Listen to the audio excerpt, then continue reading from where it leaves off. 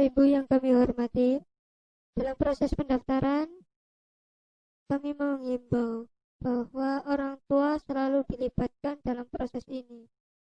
Sekali lagi mohon dilibatkan orang tua supaya nanti pihak sekolah atau operator atau guru kelas 6 SD tidak disalahkan. Alur perpindahan sisa pagu ini ada urutannya. Yang pertama, jika jalur afirmasi dan perpindahan tugas kuotanya sisa atau pagunya sisa diberikan ke jalur prestasi. Ini yang pertama. Yang kedua, jika jalur prestasi kuotanya masih sisa juga karena pendaftarnya kurang, maka diberikan ke zonasi. Selanjutnya yang ketiga, jika zonasi kuotanya masih sisa juga karena pendaftarnya kurang, maka diberikan ke prestasi. Seperti itu. Yang perlu Bapak Ibu pahami bahwa alur perpindahan sisa pagu ini dikerjakan oleh komputer atau sistem, di mana tidak manual seperti PPDB offline. Jika pada PPDB offline, perpindahan sisa pagu ini dilakukan di akhir atau menjelang penutupan, maka berbeda. Sekali lagi, berbeda dengan sistem offline. Sistem sudah menghitung perpindahan sisa pagu ini per 5 menit, hingga bisa saja yang awalnya nanti masuk dalam tabel ranking atau diterima karena ada jalur lain yang awalnya sisa tapi ada yang mendaftar lagi, maka tidak ada sisa. Seperti itu. Ini dikerjakan berulang-ulang setiap 5 menit oleh komputer. Saya akan menceritakan tentang pagu, di mana pagu yang akan saya ceritakan adalah tentang kuotanya atau sisa pagunya yang pindah antar jalur. Jadi yang pindah itu adalah kuotanya, bukan siswanya.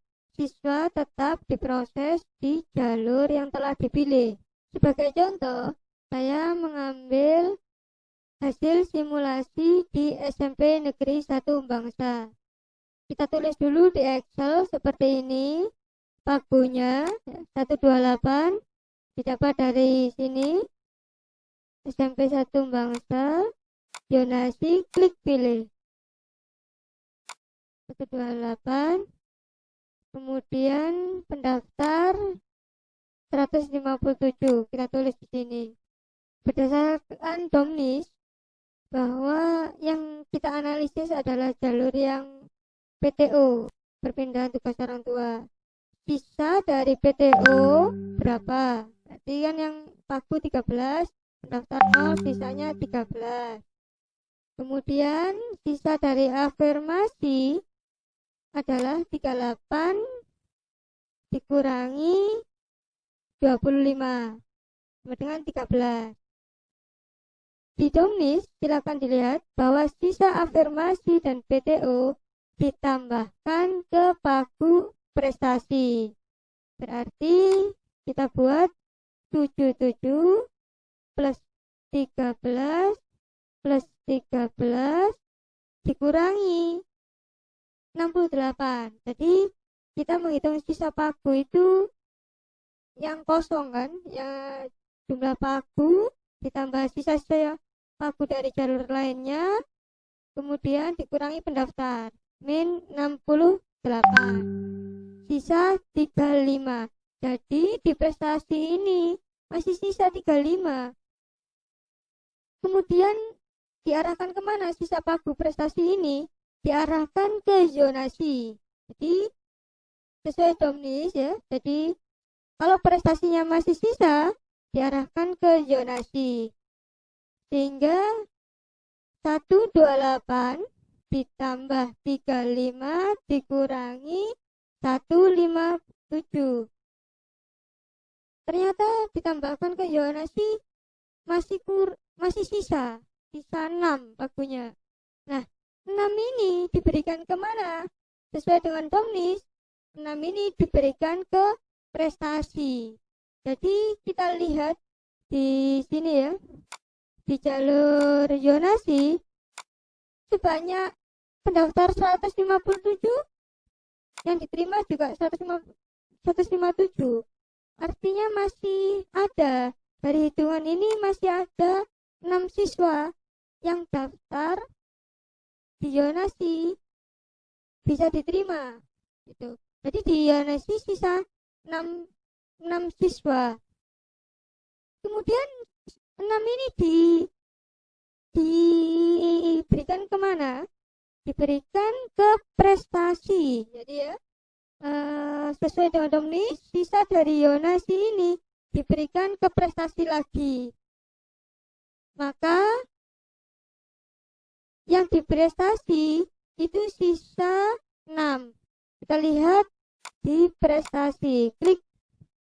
Nah, jumlah pendaftar 68, jumlah diterima 74, sisa 6. Jadi untuk mengecek suatu sekolah itu sudah terpenuhi pagunya apa belum, bisa langsung dilihat di jalur prestasinya. Kalau jumlah diterimanya itu masih lebih besar dari jumlah pendaftar, berarti masih ada pagu yang belum terpenuhi. Artinya sekolah itu belum terpenuhi semua pagunya. Pada intinya, semua itu memiliki peluang yang sama. Jangan diartikan bahwa jalur prestasi memiliki peluang lebih besar daripada zonasi dan sebagainya. Tidak, semua memiliki peluang yang sama. Artinya analisa ini supaya Anda tahu ketika mendaftarkan itu ibarat menembak. Ya, jadi menembaknya itu pas ini di jalur zonasi atau prestasi. Tentu menembaknya itu juga harus tahu nilai yang akan ditembakkan. Jadi ya pas lah supaya nanti tidak tergeser atau bagaimana, seperti itu. Oke, itu sekilas dari kami.